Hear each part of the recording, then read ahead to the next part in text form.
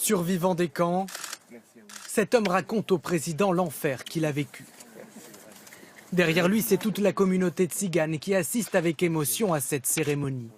Ce matin, François Hollande a reconnu la responsabilité de la France dans l'internement des leurs dès 1940. Et il fallait que cette vérité fût dite au plus haut niveau de l'État.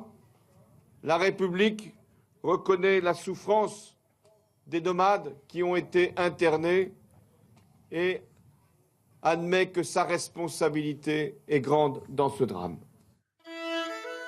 Dès 1940, avant même l'arrivée des Allemands, la France concentre ce qu'elle appelle les nomades. Après la victoire allemande, le régime de Vichy va plus loin. 6500 tziganes sont internés, répartis dans 31 camps sur le territoire français. Parmi ces centres, celui-ci en ruine à Montreuil-Bellay.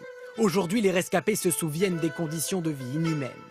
Eh ben, ici, c'était la faim, la froid, les maladies et la mort.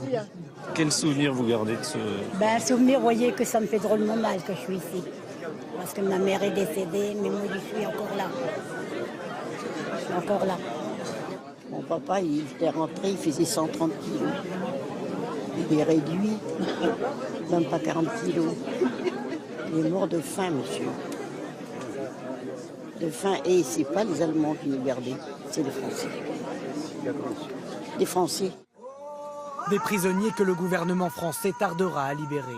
Ce n'est qu'en mai 1946, un an après la guerre, que les camps seront définitivement fermés.